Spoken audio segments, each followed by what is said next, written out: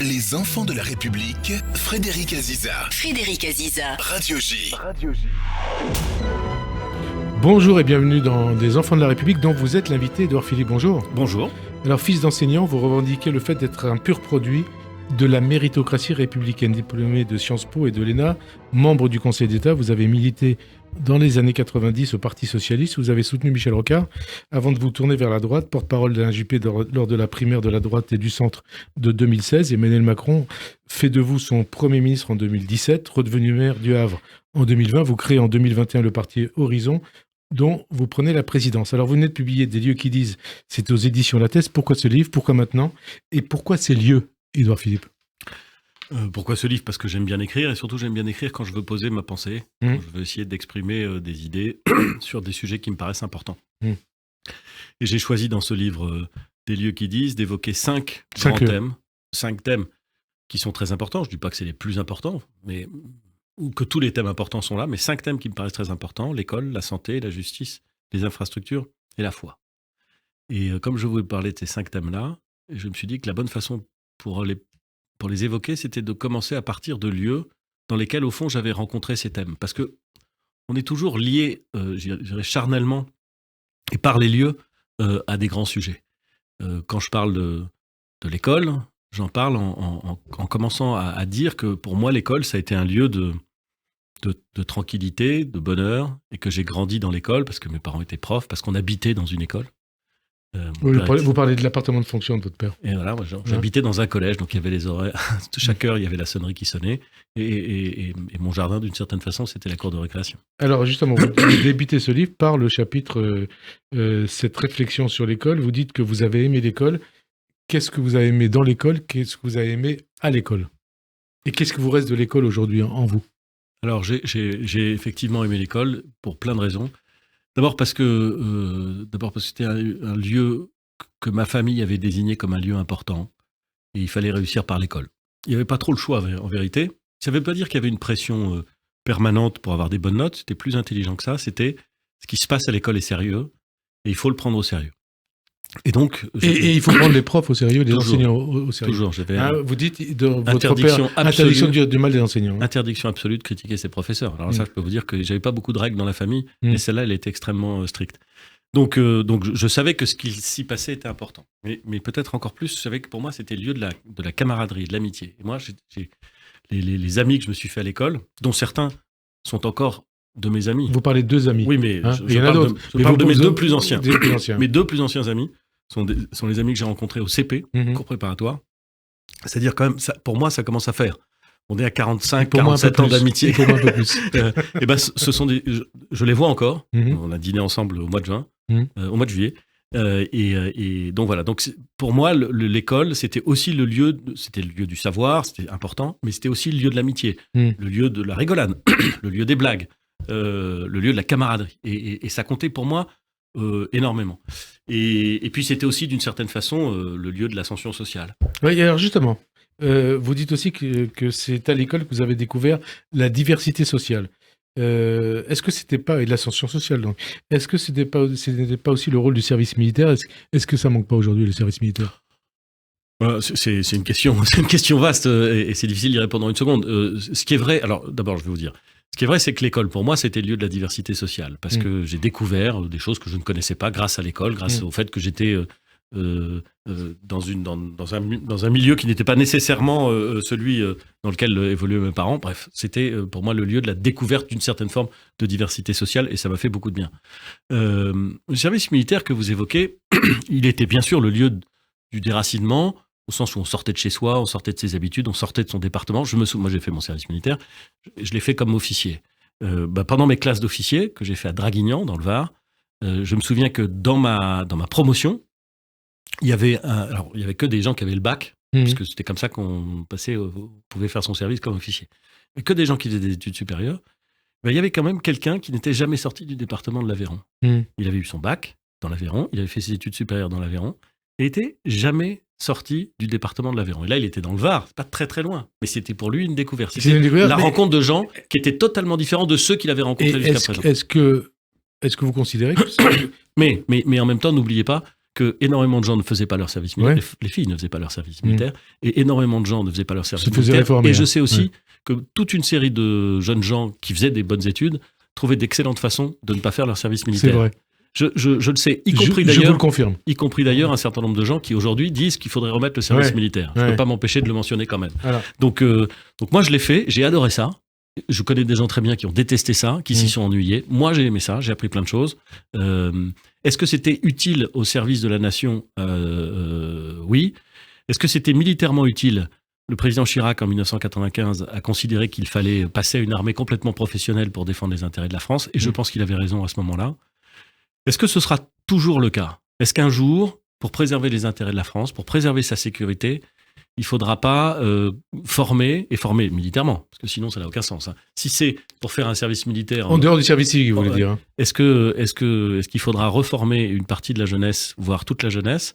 C'est une question qui sera peut-être posée. Comme je pense que nous vivons dans un monde dangereux, j'ai tendance à penser qu'elle sera posée bientôt. Bientôt, c'est-à-dire je pense qu'elle sera posée un jour. Lors de la prochaine campagne présidentielle. Je ne crois pas à ceux qui disent qu'il faut réinstaurer un service militaire pour régler des questions sociales. Ouais. Mais je veux bien entendre ceux qui disent qu'il faudra réinstaller un service militaire parce que les exigences de la défense du territoire l'imposent. Et donc ça peut être l'un des débats de la prochaine présidentielle ? Peut-être, oui. Hein, peut-être. Vous constatez aussi que notre époque ne croit plus guère à l'élitisme républicain et au rôle que doit jouer l'école dans l'ascension sociale. N'est-ce pas quelque part ce dont souffre la France aujourd'hui ? Je suis convaincu qu'on a fait beaucoup de mal à notre pays en petit à petit dénigrant l'élitisme républicain, en constatant que, en faisant de l'élitisme républicain le moyen au fond de reproduction de la bourgeoisie. Et en disant que derrière cette mythologie de l'élitisme républicain, il y avait au fond un système bourgeois qui s'auto-préservait et qui se reproduisait. Et on a complètement écarté l'appétence qu'avaient énormément de familles françaises pour une promotion par l'école, par les concours, par le mérite. Et je trouve que c'est déplorable et que ça nuit beaucoup à l'école. Voilà, alors... Personne ne dit explicitement qu'il faut rompre avec l'élitisme républicain. Mais quand toute une série de gens expliquent que les concours sont nécessairement biaisés, que la réussite scolaire est nécessairement une reproduction sociale, que d'ailleurs il faut désarmer tous les systèmes d'excellence parce que créer de l'excellence, c'est reproduire des gens qui ne le sont pas et donc c'est accroître les différenciations sociales, et ben, en faisant ça, je pense qu'à la fin ils ont nui à l'école en général. C'est quelque part la détestation des élites. C'est propre au régime totalitaire. Je ne sais pas si c'est la détestation des élites. Je pense qu'il y a en France un phénomène J'ai parfois tendance à regarder notre pays et à se demander si nous nous aimons vraiment. Si nous aimons vraiment, nous, Français. Oui, si nous ne sombrons pas dans une forme de dénigrement, d'autoconsternation. Voilà. Donc, je pense qu'il faut ramener beaucoup de positifs dans les grands sujets qui doivent être réglés. Je pense qu'il faut qu'on fasse en sorte que l'école soit la première priorité de la République. Il y a énormément de sujets extrêmement importants et extrêmement urgents, mais aucun ne sera réglé si on ne règle pas d'abord celui de l'école. Pour moi, c'est l'essentiel, le prioritaire, ce sur quoi on doit réinvestir massivement. Et réinvestir, ça ne veut pas dire nécessairement... Ça ne veut pas dire que réinvestir financièrement. Donc parce que vous parlez de la rémunération des professeurs, des enseignants, qui n'est pas au niveau des pays de l'OCDE dans votre Oui, c'est clair. C'est clair qu'il faudra... Vous faites le constat, vous donnez des chiffres. Pour attirer et pour garder, et pour motiver les professeurs, il faudra mieux les payer, c'est évident.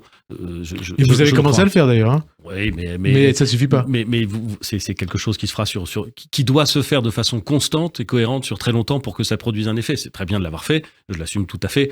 Mais il faudra que ça dure longtemps pour que ça produise un effet. Longtemps, ça veut dire combien de temps ? Il faut que le faire sur une quinzaine d'années. C'est une politique d'une génération. Si on veut faire de la France une nation d'ingénieurs, si on veut faire de la France une nation qui est à la pointe du savoir, une nation avec une base citoyenne remarquablement bien formée, ça ne ssra pas un truc de 2 ans, c'est pas un truc de 5 ans, c'est un truc d'une génération. Il faut se dire que c'est notre priorité. Une génération, c'est quoi ? C'est 20-25 ans ? Ah oui, 20-25 ans, ouais. Mais bien sûr. Mais pourquoi est-ce qu'on se donne pas des objectifs sur 20-25 ans ? Parce que vous constatez aujourd'hui que les jeunes ne veulent plus être professeurs. Ils veulent moins. Il faut bien reconnaître qu'ils veulent moins. Il faut bien reconnaître que dans le recrutement des professeurs dans beaucoup de matières, on peine à trouver des volontaires. Ce que je comprends très bien. C'est un métier difficile, c'est un métier mal payé, c'est un métier dans lequel les contraintes sont beaucoup plus nombreuses que ce qu'on imagine, c'est un métier usant. Donc évidemment qu'il faut bien payer les Et professeurs. d'ailleurs, vous parlez de l'exemple de votre sœur qui a été enseignante et qui a quitté l'enseignement. Ils étaient tous profs dans ma famille. Mon père, ma mère, ma sœur. Et ils ont tous été, parce qu'ils ont tous travaillé longtemps dans l'éducation nationale, ils ont tous été à un moment ou un autre usés. Et ils n'ont pas réagi de la même façon. Ma sœur, à un moment, elle en a eu ras-le-bol. Elle a complètement arrêté, elle a fait autre chose. Ma mère, elle a fait ça jusqu'à sa retraite. Et elle a finalement assez bien supporté cette usure-là. Et elle a toujours aimé son métier. Et mon père, il a plus supporté un moment. Et il a fait ce que malheureusement beaucoup de professeurs savent, c'est-à-dire qu'il a craqué. Bon, voilà, j'en tire, je ne décris pas, j'en fais pas étalage. Je dis que je suis toujours consterné par les gens qui ne connaissant rien au métier de professeur, sauf peut-être le fait qu'ils ont été à l'école, donc ils voient à peu près ce que c'est un professeur, mais qui ne mesurent pas l'usure et la difficulté de ce métier, expliquent que les professeurs, par nature, parce qu'ils auraient des longues vacances, voilà, j'allais vous poser la question. Vous avez dû entendre ça dans votre jeunesse. Mais bien sûr. Tes parents, ils ont beaucoup de vacances. Et c'est vrai qu'ils ont des vacances, les professeurs. Mais ce qui est vrai aussi, c'est que quand vous êtes en face d'une classe, c'est dur d'être en face d'une classe. C'est usant. C'est usant. Quand vous faites chaque année un investissement sur des élèves et qu'ensuite, c'est usant. Voilà, je dis pas que c'est le métier le plus difficile du monde. Il y a beaucoup de métiers usants. Je dis que penser que parce qu'il y aurait des vacances un peu plus longues, c'est vrai, que la moyenne des autres professions, ce serait par nature un métier de planqué, c'est totalement faux. C'est un métier usant, c'est un métier difficile. Et vous rappelez c'est un métier essentiel. Essentiel pour la nation, pour les Français, et d'ailleurs pour les citoyens du monde. Vous rappelez que l'école est d'abord là pour former des bons républicains, est-ce que c'est toujours le cas aujourd'hui ? C'est comme ça qu'elle forme des bons républicains. C'est comme ça qu'on décrivait l'école sous la Troisième République. Alors, il faut se méfier Là, vous parlez justement de Ferry. Il faut se méfier de la nostalgie de la Troisième République. Ouais. Les gens qui rêvent de l'école de la Troisième République ne la supporteraient pas. L'école de la Troisième République, elle avait pour vocation quoi ? D'ancrer la République. Et il y a énormément de très bons auteurs qui parlent d'une certaine forme de propagande. Elle voulait ancrer la République, donc former des bons républicains. Et puis elle voulait créer une nation qui était capable de battre l'Allemagne et de prendre sa revanche sur l'Allemagne. C'était pas seulement la volonté d'émanciper et de faire progresser intellectuellement l'ensemble de ses concitoyens. Bon. Mais la question qu'on peut se poser aujourd'hui, c'est à quoi sert l'école ? Bien sûr que c'est à permettre l'émancipation intellectuelle, la création des instruments intellectuels qui permettent d'appréhender le monde, bien sûr. Mais quand on se pose la question du projet véritable de l'éducation, de l'école en France, on a des réponses qui sont extrêmement variées. Et quand on a des réponses extrêmement variées, c'est qu'au fond, c'est pas extraordinairement bien quelle est la mission qu'on lui assigne. Est-ce qu'il s'agit de préparer des gens au marché du travail ? Est-ce qu'il s'agit de préparer des citoyens à la République ? Est-ce qu'il s'agit de leur apporter la culture aussi, hein ? Oui, de faire partager un certain socle de valeurs communes. Je trouve que, évidemment, c'est un peu tout ça, mais on peine parfois à avoir le sens. On peine parfois à avoir le sens. Une question qui est liée à l'activité. Former des bons républicains, est-ce que ça passe ? Vous savez par quoi ? L'écriture inclusive. Parce que vous avez été le premier en 2017 à dénoncer l'écriture inclusive. Il y a eu cette proposition de loi au Sénat lundi dernier, adoptée par les sénateurs. Oui, je suis assez dur sur les systèmes. Alors, dans l'écriture inclusive, il y a plein de trucs. La féminisation des noms, je pense que c'est l'usage qui créera la norme. Je crois. D'ailleurs, c'est souvent comme ça dans la langue. Vous savez, c'est souvent l'usage qui crée la norme, et pas le contraire. Je pense que ça se développera. Le point médian, j'y suis radicalement opposé, parce que je trouve qu'il rajoute de la complexité, qu'il est incroyablement peu lisible, et que il est absurde. En fait, je suis très très contre le point médian. Et j'ai, quand j'étais Premier ministre, signé une circulaire interdisant le recours au point médian dans tous les textes qui sont publiés au journal officiel. Tout le monde vous a écouté ? En tant que maire, et puisque ce que je fais aujourd'hui, je suis radicalement opposé à toutes les présentations qui peuvent m'être faites avec des textes en point médian. Cette proposition de loi qui a été adoptée par le Sénat, est-ce que vous souhaitez qu'elle soit inscrite à l'ordre du jour de l'Assemblée ? Elle sera sans doute inscrite à l'ordre du jour, c'est pas à moi de le déterminer. Ils ont voté, hein ? Oui. Il faut être... Comment il faut dire les choses ? La loi n'encadre jamais la langue. Soyons clairs, la loi n'encadre jamais la langue. C'est toujours la façon dont les gens parlent qui détermine à la fin l'usage. Il y a aujourd'hui des choses qui nous paraissent inscrites dans l'ADN de la langue française qui ne se faisait pas il y a 150 ans. Mais c'est valable aussi pour tout ce qui est sociétal. Peut-être. Mais en tout cas, s'agissant de la langue, c'est quelque chose de vivant. Et donc, il faut avoir aussi une certaine forme d'humilité par rapport à quelque chose que nous avons en commun et que personne ne maîtrise complètement. et que personne ne maîtrise complètement, au sens où personne ne dit c'est comme ça à la fin. Mais il faut aussi se battre sur un certain nombre de choses. Moi, je pense que on devrait se battre beaucoup plus, y compris à l'école, sur la grammaire et sur l'orthographe. Je dis, j'ai été un mauvais élève. J'ai été un mauvais élève Vous parlez de vos fautes d'orthographe. J'ai une orthographe très mauvaise pendant très longtemps. N'empêche que je pense qu'on ne se rend pas service en considérant à la fin de la fin que ni la grammaire ni l'orthographe n'ont plus aucune portée. Il faut se battre là-dessus. Et il faut essayer de faire en sorte que nous ayons en commun une langue qui soit riche, qui soit vivante, qui soit compréhensible, qui soit belle. Et franchement, le point médian n'apporte rien, à mon avis, du tout. Au contraire, si ce n'est de la confusion. Est-ce que vous croyez que votre père et votre mère se reconnaîtraient aujourd'hui dans l'école d'aujourd'hui ? Est-ce qu'ils auraient choisi d'ailleurs d'être professeurs aujourd'hui ? Je pense. Ouais. Je pense parce que comme beaucoup de professeurs, peut-être pas tous, mais comme beaucoup de professeurs, l'éducation et le contact avec des enfants qui apprennent était quelque chose qu'ils aimaient profondément tous les deux. Donc je pense qu'ils auraient choisi le même métier. Est-ce que c'est le même métier aujourd'hui que quand ils ont commencé ? Probablement pas. Mais ils l'auraient choisi, je suis sûr. Dans votre précédent ouvrage, Des hommes qui lisent, vous avez évoqué le décès de votre père, qui avait fait le choix d'arrêter ses traitements, notamment sa dialyse. Est-ce que vous êtes partisan d'une loi sur la fin de vie ? Je suis, au risque de paraître hésitant. D'ailleurs, pourquoi est-ce que je me cacherais du fait que je suis hésitant sur ce sujet ? Non, bien sûr. Je trouve que c'est un sujet compliqué, trop et ça concerne compliqué. Tout le monde, hein ? Que c'est susceptible de concerner tout le monde, soit directement, soit indirectement. Et que on aborde ces sujets qui traitent de la mort avec son passé, avec ses références culturelles, religieuses, familiales. Et donc, je trouve que c'est horriblement difficile. Il me semble que notre société se transforme et je vois s'exprimer, et je le comprends parfaitement d'ailleurs, je peux même parfois le penser moi-même, une espèce de refus d'être dans une situation où l'avancée de la maladie, et notamment de la maladie dégénérative, est telle qu'il y a une forme d'indignité qui s'attache au dernier moment de la vie. Donc je comprends parfaitement. Et d'ailleurs, votre père avait choisi. Mon père, il était parfaitement conscient. Il a choisi de ne pas se faire progressivement amputer de la jambe, puis de la deuxième jambe, et préférait partir en un seul morceau, comme il a dit. Ce que je trouvais assez. Il avait le sens de la formule. Et il a donc décidé d'arrêter sa dialyse. Il l'a décidé consciemment, et il savait qu'à partir du moment où il a arrêté sa dialyse, 7 jours après, il était mort. Bon. Et il a pris sa décision en conscience, il l'a expliqué à ses enfants, à sa femme, à ses amis, et on a tous été dans son sens, évidemment. Bon.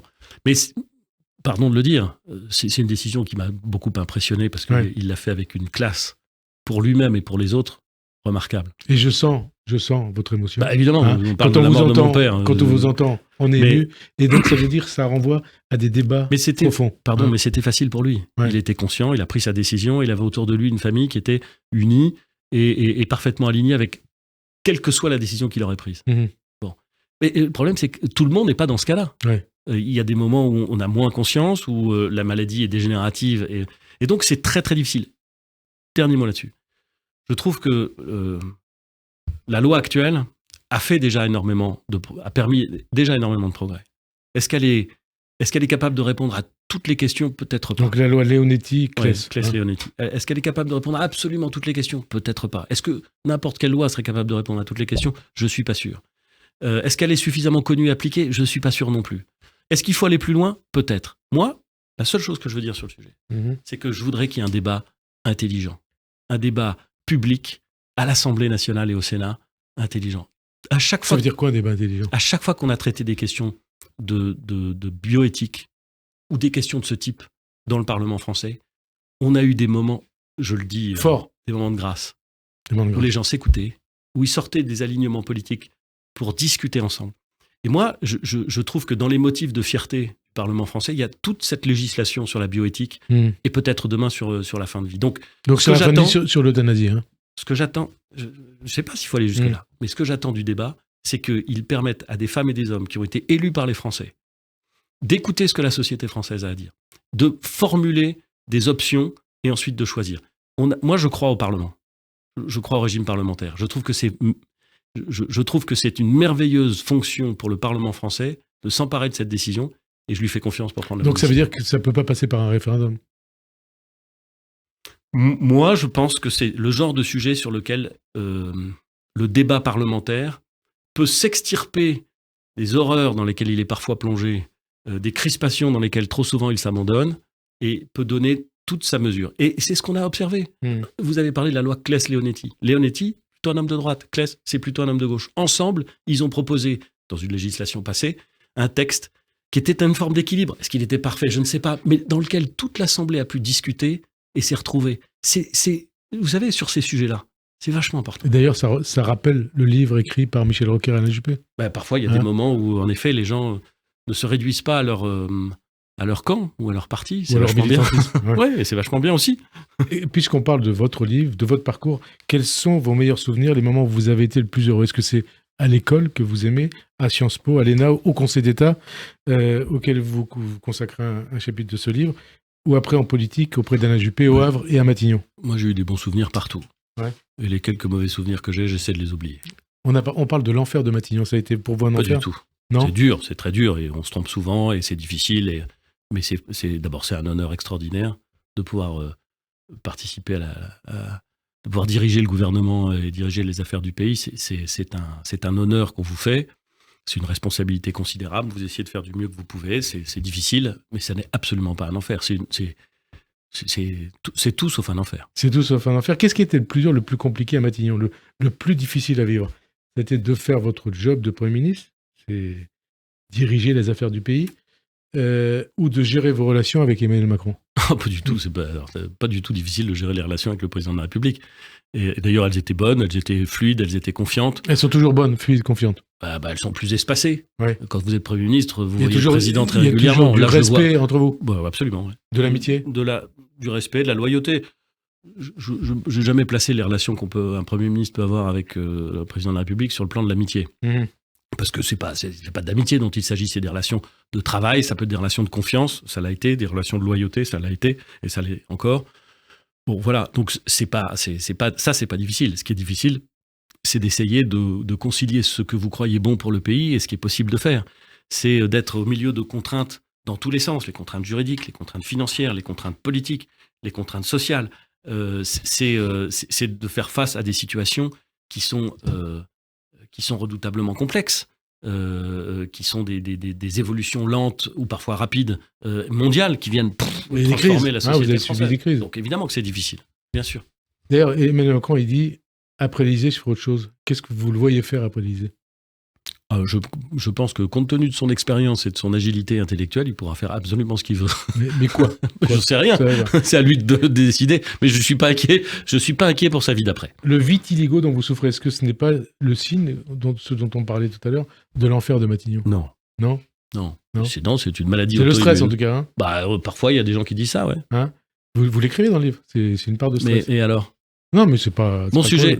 Attendez. Mais la bonne question, c'est pas de savoir si c'est stressant, Matignon. Évidemment que c'est stressant. Le type qui vous dirait non, Matignon, c'est pas stressant, c'est un dingue. Il devrait vous faire peur d'ailleurs. La question, c'est pas le stress. Non. Évidemment que c'est stressant. C'est comme si vous demandiez à un militaire avant d'aller au combat, est-ce que vous avez peur? Évidemment qu'il a peur. Et s'il a pas peur, c'est qu'il sait pas ce que c'est. Quand vous êtes arrivé à Matignon, mais la question, attendez. Ouais. La question, c'est pas ça. La question, c'est comment vous vivez avec. Et qu'est-ce que vous en faites? Est-ce que vous la regardez en face? Est-ce qu'elle vous interdit d'agir, la peur? Ou au contraire, est-ce qu'elle vous pousse à agir? C'est ça la grande différence. Donc oui, bien sûr, c'est stressant. Évidemment que c'est stressant. Et d'ailleurs, vous parlez dans ce livre du regard des autres. Et vous parlez aussi des rumeurs autour de cette... ça, il y en aura toujours. Des rumeurs malveillantes. Malveillantes. La rumeur est rarement bienveillante. Les gens qui disent, il est malade, c'est ça. Bien sous-entendu, il ne peut pas aller au-delà. Non, il ne peut pas. C'est ça. Comment vous vivez ça? Écoutez, d'abord, je le vis. J'ai suffisamment de connaisses sur mon pays et sur son histoire pour savoir que la rumeur est quelque chose d'ancien qui durera.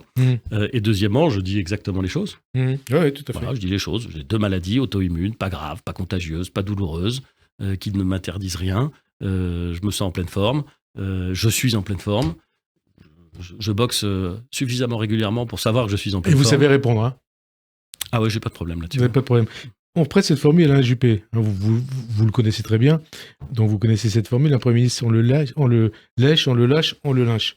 Et on pourrait généraliser cette formule à tous les hommes et femmes de pouvoir et autres. Comment vous expliquez cette quasi-haine vis-à-vis d'Emmanuel Macron? Je la comprends pas. D'abord, je la mets en perspective. quand vous faites des choses, quand vous êtes le président de la République, il faut vous attendre, et d'ailleurs je crois que Emmanuel Macron n'avait aucun doute là-dessus, à une certaine forme d'opposition, voire de détestation, voire de haine. Nicolas Sarkozy, en son temps, a expérimenté cette détestation et cette haine. Même Mitterrand, même Chirac, même De Gaulle. Et même De Gaulle. Bon, donc Giscard. Premier point, il faut la mettre en perspective. Hollande. Ça a toujours été le cas avant, et je pense que ce sera encore le cas après. Premier point. Deuxième point, je la comprends pas très bien. Je comprends qu'on soit en désaccord avec le président, je comprends qu'on n'aime pas tel ou tel aspect de sa politique, ça c'est la vie, c'est normal. Bon. Mais je n'ai jamais compris ceux qui expliquaient qu'il manquait d'empathie. Moi, je le connais pour l'avoir vu, y compris dans des moments extrêmement difficiles avec des familles de victimes, et au contraire, j'ai toujours été frappé par sa grande empathie. Bon, voilà, je ne l'explique pas. Je la comprends pas toujours, et je ne pense pas qu'elle l'interdise d'exercer sa mission et qu'elle ne le gêne outre mesure. Est-ce qu'il faut que vous considérez, puisque vous avez été d'abord rocardien, ensuite jupéiste, comme un jupéo-rocardien? Non, vous êtes philippiste. Vous mettez ça dans la même phrase, mais entre le moment où j'ai été impressionné et désireux d'accompagner à ma très modeste mesure l'action de Michel Rocard, c'est-à-dire la fin des années 80, et le moment où je me suis engagé avec Alain Juppé, le début des années 2000, j'avais pris 15 ans, et c'est en général des années qui comptent un peu, voyez-vous. Bon, donc voilà, j'ai toujours énormément d'estime pour Michel Rocard. Et je ne vois pas pourquoi, alors que je suis plutôt catalogué comme un homme de droite, et que je me sens peut-être en effet plutôt un homme de droite, je tairais le fait que j'ai eu de l'estime et de l'admiration pour Michel Rocard, que je place dans mon panthéon personnel Léon Blum et Pierre Mendès France à une place éminente. Pourquoi est-ce que je ne le dirais pas? Pourquoi est-ce que je ne l'assumerais pas? Dans quel monde vit-on pour imaginer qu'il faudrait être systématiquement hémiplégique? Vous n'êtes pas sectaire, quoi. Ça veut dire. Je ne sais pas si je ne suis pas sectaire, mais en tout cas, j'ai le droit de dire que je suis impressionné, sensible, admiratif à deux personnages qui sont parfois des personnages de gauche et d'autres qui sont des personnages de droite. Je ne vois pas en vertu de quoi je m'interdirais de le dire. Et surtout, je trouve que ça n'a rien d'étonnant. Alors, ce qui m'étonne, c'est que les autres soient étonnés de ça. Pour vous faire élire en 2027, Édouard Philippe, est-ce qu'il faudra assumer l'héritage d'Emmanuel Macron, l'héritage de ces deux quinquennats, ou prendre des distances avec lui? Il faut toujours assumer ce qu'on fait. Oui, mais de quelle manière? Il faut toujours assumer ce qu'on fait. Moi, j'assume ce que j'ai fait quand j'étais Premier ministre, je ne vais pas le cacher. Donc ça, c'est une partie de l'héritage. Ça ne veut pas dire que j'ai tout fait bien, je le sais. Ça ne veut pas dire non plus que j'ai tout fait mal. Il y a des belles choses qui se sont passées, puis il y en a d'autres qu'on aurait pu faire autrement, peut-être, sans doute. Ça, c'est comme ça aussi qu'on progresse dans un pays, c'est en ayant un regard lucide sur ce qu'on fait et sur ce qu'on a fait. Bon, très bien. Donc, il faut assumer ce qu'on a fait. Et ensuite, il faudra parler à la France de la suite. Non, mais sur l'héritage d'Emmanuel Macron, est-ce que vous l'assumez globalement, totalement? Il y a beaucoup de choses que j'assume parfaitement. Et celles que vous n'assumez pas? Il y a beaucoup de choses que j'assume. Voilà, mais je vois pas pourquoi je serais tenu de faire le bilan aujourd'hui. Mais il y a beaucoup de choses que j'assume. Et puis il y a peut-être des choses sur lesquelles j'ai des désaccords. Mais il y a beaucoup de choses que j'assume. Et franchement, l'envie de ne pas s'enfermer dans un camp politique, donc d'avoir une forme d'ouverture politique, de dépassement politique. L'idée que si on veut recréer une forme de prospérité et de puissance française, il faut être plus attractif, être plus dynamique et refaire de la croissance en France. L'idée que l'émancipation, au-delà des assignations résidence ou des assignations identité, est dans le modèle français quelque chose d'indispensable. Tout ça, qui est au cœur de l'engagement d'Emmanuel Macron en 2017, mais je le partage entièrement, je l'assume. Je me suis retrouvé en 2017 là, je le vis encore. Et donc dans votre tête, vous êtes quasi candidat à l'Élysée? Dans ma tête, je suis quelqu'un qui réfléchit à l'avenir de son pays et qui le réfléchit avec beaucoup de détermination à l'avenir de son pays. Mais dans ma tête, comme dans la vérité, on est en 2023. 2023, et quand vous voyez en 2023 des sondages qui donnent Marine Le Pen très haute, au-delà de 30%, vous 5 ou 6 points derrière elle, ça vous donne le vertige ou pas? Donc vous dire il faut se battre? Ça, je n'ai jamais pensé le contraire. Évidemment qu'il faut se battre. Mais les sondages d'aujourd'hui, je passe mon temps à le dire, n'ont aucune espèce de valeur prédictive sur ce qui arrivera demain. Alors qu'ils soient bons ou mauvais, ils n'ont aucune valeur prédictive sur ce qui arrivera dans 4 ans. Aucune. Mais un signal d'alarme ou pas, ces sondages? Si la question que vous me posez, c'est est-ce que je pense que dans 4 ans, Marine Le Pen peut gagner l'élection présidentielle? Je le disais déjà en 2022. Et ça me semble encore plus net en 2027. Gérald Darmanin dit que cette victoire est assez probable. Il a raison. Je ne sais pas si elle est probable, mais elle est possible. Hein. Et quand on voit ce qui se passe à l'intérieur, entre guillemets, de la Macronie, Gabriel Attal est cité parmi les présidentiables, Gérald Darmanin a envie d'y aller, ça peut poser un problème ou pas? Non. À vous et à votre camp? Non, ça ne m'en pose aucun. Pour une raison assez simple, c'est que je pense que c'est plutôt une bonne nouvelle qu'il y ait des gens qui se distinguent, qui soient solides, qui soient populaires. Il y a des gens qui sont toujours mal à l'aise quand autour d'eux, il y a trop de gens qui sont forts. Qui sont bons. Ouais. Ça n'a jamais été mon cas. Au contraire. Je pense que c'est une force. Et moi, si vous voulez, moi, je souhaite une chose, c'est que Gérald Darmanin réussisse dans sa mission de l'intérieur, qui est extrêmement difficile. Et vraiment, et que Gabriel Attal réussisse dans sa mission de ministre de l'Éducation nationale, dont nous avons dit tout à l'heure combien elle était importante. Alors vraiment, tout ce que je peux faire pour les aider, je le ferai. Parce que je pense que c'est l'intérêt du pays. On va parler du projet de la migration. Une question quand même. Quand vous voyez l'évolution du climat politique et du débat politique, est-ce que vous croyez que la législature peut aller jusqu'à son terme ou est-ce que vous dites qu'il va falloir à un moment dissoudre? On est dans une situation qui n'a pas de précédent. Ouais. Alors, quand on est dans une situation politique qui n'a pas de précédent, c'est-à-dire une majorité relative, aussi relative, si j'ose dire, ça n'a rien à voir avec celle de Rocard en 1988.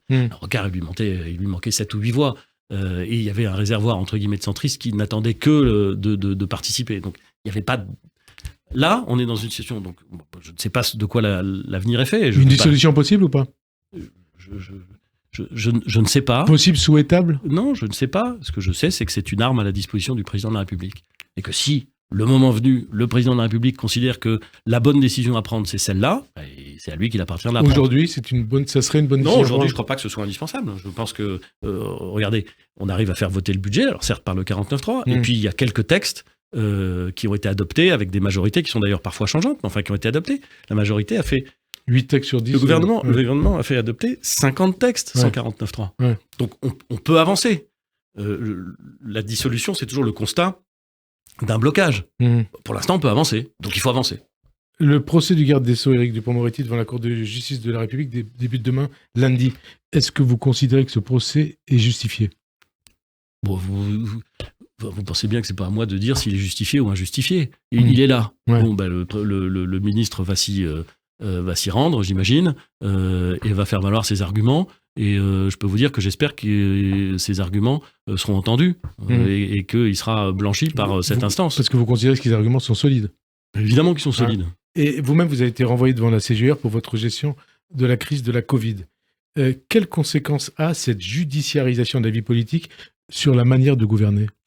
D'abord, moi j'ai toujours dit qu'il n'était pas anormal, et que je trouvais même parfaitement normal, que les responsables politiques puissent avoir à répondre, y compris devant la justice, des faits qui relèveraient d'incrimination pénale.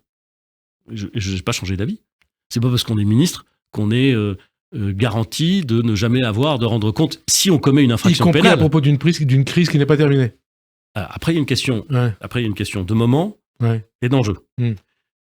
Aller chercher la responsabilité pénale d'un ministre alors qu'il est en train de gérer une crise. C'est votre cas. Ça a été votre cas. Ça a été mon cas. Moi, c'est arrivé et j'étais déjà parti. Mais ça a été le cas d'Olivier Véran. Et de Agnès je trouve. Agnès Buzyn était déjà parti. Je trouve que c'est curieux et que ça n'est pas très satisfaisant. Bon.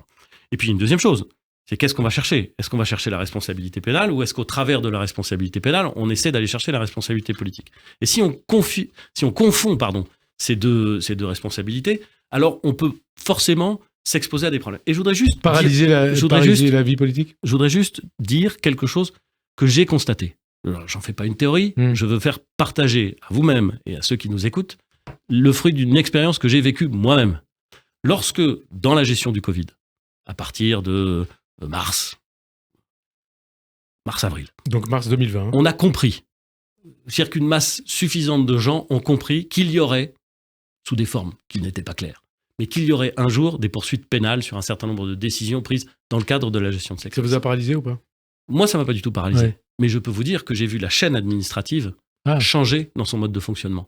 C'est-à-dire demander, et je ne mets personne en cause, parce qu'il y a énormément de gens qui ont fait remarquablement leur boulot, mais j'ai vu des gens se couvrir à tous les étages, c'est-à-dire faire remonter à l'échelon le plus haut des décisions qui auraient pu être prises en bas, mais comme on ne savait pas. Donc j'attire juste l'attention, mais pas de façon théorique.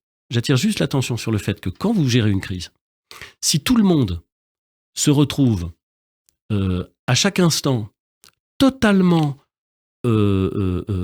attentiste parce que soucieux de sa responsabilité pénale, ça n'aide personne, c'est ça que je veux dire. Voilà. Donc il faut quand même réfléchir aux conditions dans lesquelles on peut l'engager, au rythme dans lequel on peut l'engager. Bien sûr, le fond, j'ai pas de problème sur l'idée qu'on puisse l'engager. Dernière question très rapide là-dessus, est-ce qu'il faut supprimer la Cour de justice de la République ? Non, moi je crois pas. Non.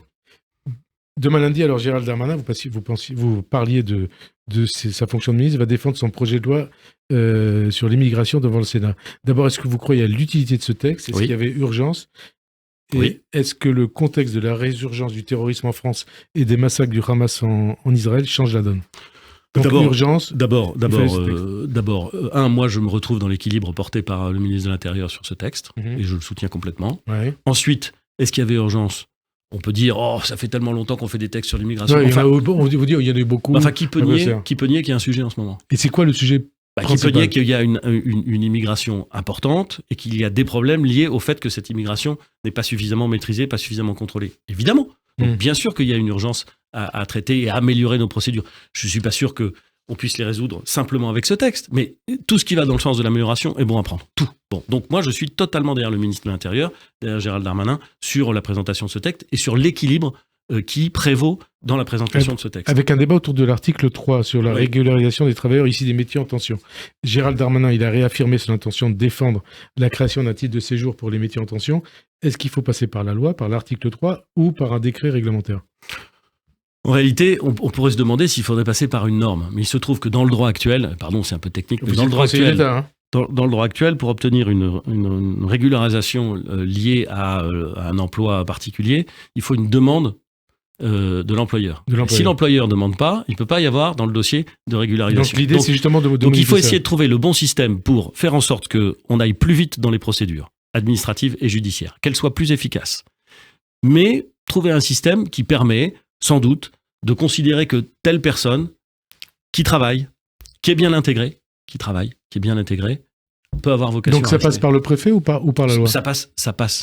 Ça passe par une appréciation. L'appréciation du préfet ou pas ? Oui, pas forcément par la loi. C'est son métier. Ouais. Non, mais encore une fois, il faut probablement la loi pour faire sauter un petit verrou. Mais ensuite, il faut évidemment laisser une place importante à l'appréciation. Cette loi, vous pensez qu'elle va passer ? Qu'elle peut passer ? J'espère. Je pense qu'il y a beaucoup de discussions entre la majorité et un certain nombre de forces politiques. Je vois bien qu'elles sont difficiles, je vois bien que tout le monde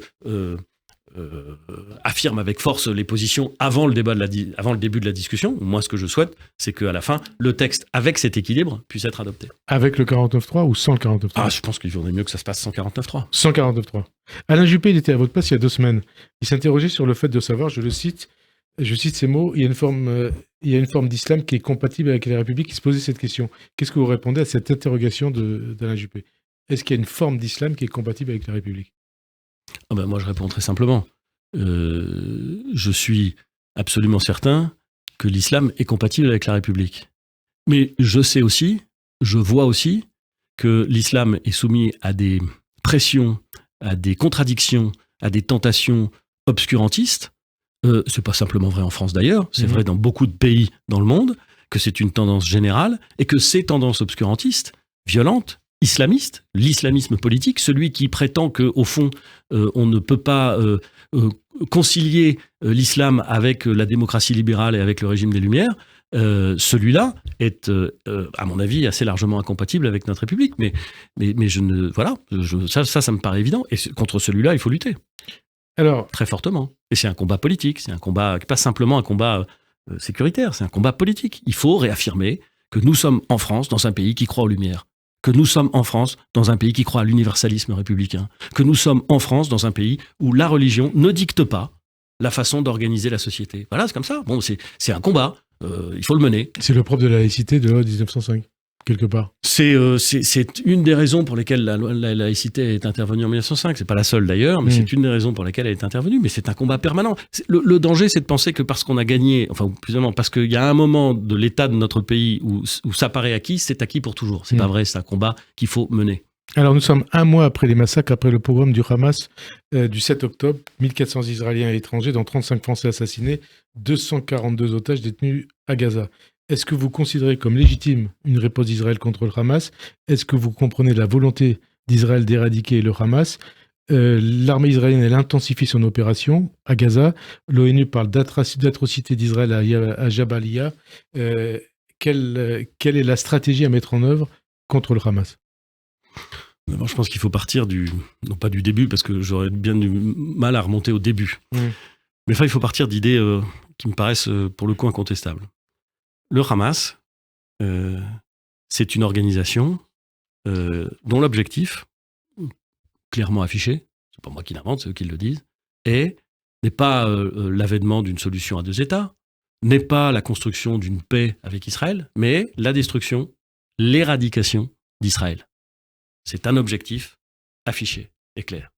C'est assez délicat d'imaginer qu'il puisse y avoir un accord de paix et une solution durable entre une organisation dont l'objectif principal est de détruire l'État d'Israël. Mais il peut y avoir une paix avec les Palestiniens, entre Israël et les Palestiniens. Il faut qu'il y ait une paix. Et quelque part, il y a urgence. Bien sûr, et elle est redoutablement difficile à mettre parce que le Hamas, lui, ne veut pas de cette paix. Et d'ailleurs, les atrocités monstrueuses et terrifiantes auxquelles il s'est livré n'ont pour autre objectif que de rendre impossible cet accord de paix. Non seulement avec Israël et les Palestiniens, mais en plus les rapprochements et la normalisation d'Israël avec les autres États. Notamment les pays du Golfe.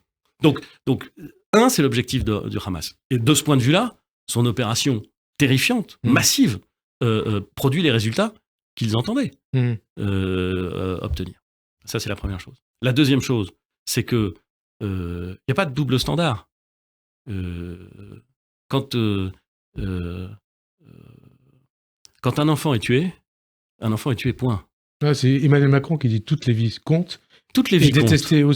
Il déteste aussi, lui, le débat distinguant les valeurs des vies juives et les valeurs des vies palestiniennes, ce que tout le monde reconnaît. Je l'espère. Toutes les vies comptent. Quand on est humaniste, toutes les vies comptent.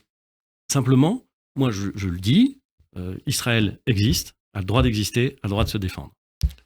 Et, à mon avis, c'est un avis exprimé par un citoyen français, à mon avis, si Israël n'arrive pas, et ça n'est pas le moment, ils n'y arriveront pas demain, mais si Israël n'arrive pas à organiser une situation qui permet d'envisager une paix durable, un règlement politique durable, alors les temps vont rester très difficiles pour l'État d'Israël et pour ses ressortissants. On en vient. Ça me paraît évident, et je ne le dis pas de gaieté de cœur, et je pense que ça inquiète tout le monde.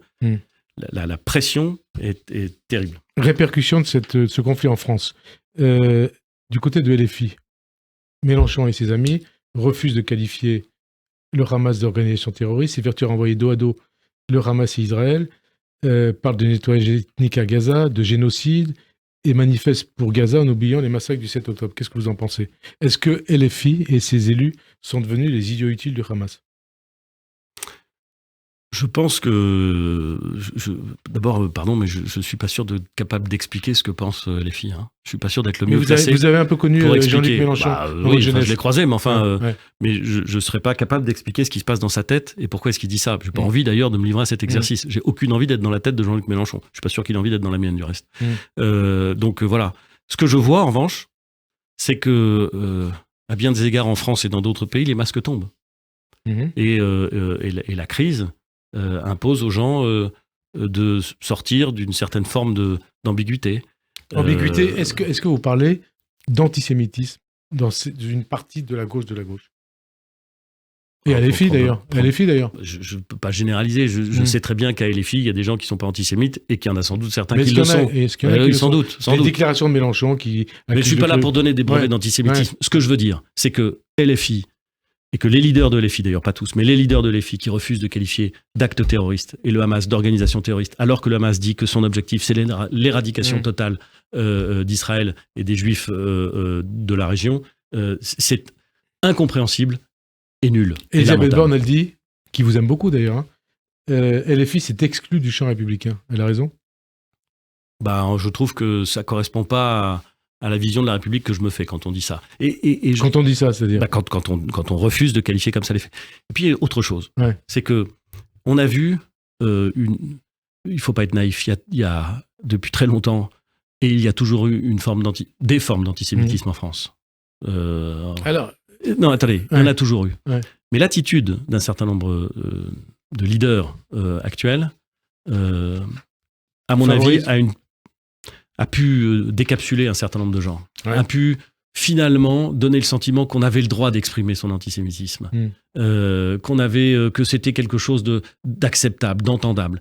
C'est inacceptable, c'est inentendable. Il n'y a pas de place en France, pour quelqu'un qui tolère l'idée qu'on aille dessiner des croix de David sur un immeuble. Il n'y en a pas. La France, elle a connu ces tentations. Ouais. Elle les a connues et nom de nom, on sait où ça mène ces tentations, on sait où ça mène cette facilité. Ça mène à quoi ? Ça mène à l'abject, ça mène au truc qui n'est pas... C'est pas ce que nous voulons être, c'est pas ce que la France veut être. Donc je dis à toutes celles et ceux qui, peut-être, parce qu'ils aiment la cause palestinienne, ne se rendent pas compte de ce qu'ils sont en train de faire, je leur dis, faites attention, nous sommes en train de décapsuler un certain nombre de choses. Nous sommes en train ou vous êtes en train ? Vous êtes en train, c'est pas moi qui suis en train de le faire, mais vous êtes en train. Mais le pays, la France, est en train d'accepter des choses qui sont inacceptables. Plus de 800 actes antisémites ont été recensés depuis le 7 octobre en France. C'est deux fois le nombre d'actes antisémites recensés en 2022. Vous vous rendez compte, en 3 semaines ? C'est monstrueux. Un antisémitisme qui prolifère à la gauche de la gauche, à LFI, et aussi chez les jeunes issus des quartiers, pour être précis, un antisémitisme véhiculé par l'islam.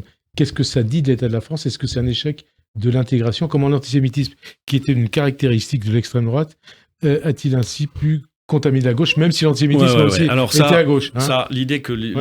C'est vrai que l'extrême droite a toujours été antisémite. Ouais. Dire que l'antisémitisme était une caractéristique de l'extrême droite, c'est pas exactement la même chose. Ouais. Des antisémites à gauche, il y en a eu et il y en a toujours eu. Mais alors aujourd'hui, c'est l'islam, quelque part. Et aujourd'hui, il y a une certaine... Encore une fois... On ne peut pas généraliser, mais je ne veux pas généraliser. Il y a énormément de musulmans en France qui sont horrifiés par ce qu'ils voient. Mais la majorité, mais évidemment, mais il faut le dire. Il faut le dire. C'est vachement important de le dire. Donc il faut le dire. Donc je le dis. Bon, très bien. Et il y a une partie.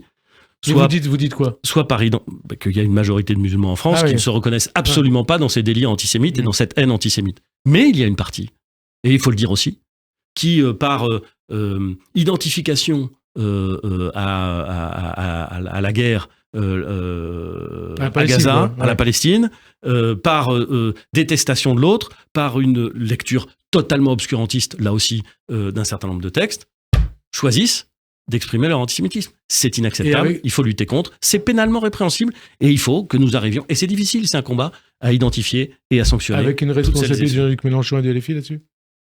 Avec une responsabilité de ceux qui ne disent pas clairement les choses, et voilà, bien sûr. Merci en tout cas. Avant de nous quitter, je rappelle, alors Philippe, que votre livre Des lieux qui disent est publié chez Lattès. Merci d'avoir accepté cette invitation. Bonne fin de journée sur Radio J et à dimanche prochain. Merci.